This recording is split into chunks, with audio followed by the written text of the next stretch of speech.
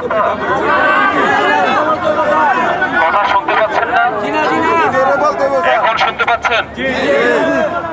আপনাদের কিছু দাবি দেওয়ার বিষয় আমরা জানতে পারছি, যে বিষয়গুলো নিয়ে একটু আমাদের আপনাদের সাথে বসে আলোচনা করে অবশ্যই সমাধান করতে হবে। সমাধান ছাড়া আমরাও যাব না, সমাধান ছাড়া আপনারাও যাবেন না, বিষয়টা এরকম। আবশ্যিকভাবে আমরা সমাধান করবো ইনশাল্লাহ, যতটুকু সম্ভব আইনের মধ্যে থেকে যা যা করণীয় করা যাবে। যেহেতু আপনাদের একটা আলোচনা নিয়ে, আপনাদের বিষয় নিয়ে পাশে আরেকটি গার্মেন্টস আলোচনা চলছে, তাই তো?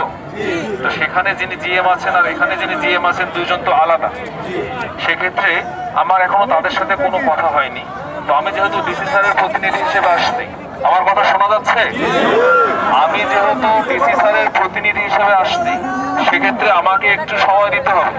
আমাকে সময় দিয়ে আপনাদের, আমার যে কাগজ আছে যেখানে 11টি দাবি আছে, সেই দাবিগুলোর সাথে তাদেরকে নিয়ে আমাকে বসে একটা সমাধানের দিকে আসতে হবে। এই সময়টুকু তো আপনারা দেবেন। সেই ক্ষেত্রে আমরা আপনাদের সমাধান না পূর্বক এখান থেকে যাচ্ছি না, এটা আপনারা নিশ্চিত থাকেন।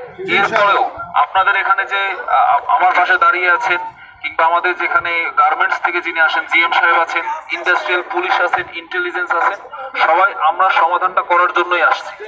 আপনারা নিশ্চিত থাকেন, আমরা একটা সমাধান করতে পারবো। সেক্ষেত্রে আপনাদের যারা যোগ্য প্রতিনিধি থাকবে, যারা পরিপূর্ণরূপে আপনাদের সমস্ত বিষয় জানেন, তারাই আমাদের সাথে বসবেন। ঠিক আছে? এখন আমাদের একটা অনুরোধ হচ্ছে, আপনারা যে রোদের মধ্যে বসে আছেন সেটা কি রাখবেন, নাকি একটু আমার অনুরোধে আপনারা সরে যাবেন?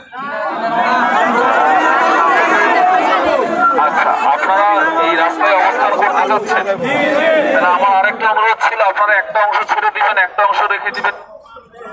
এটা পারবেন কি?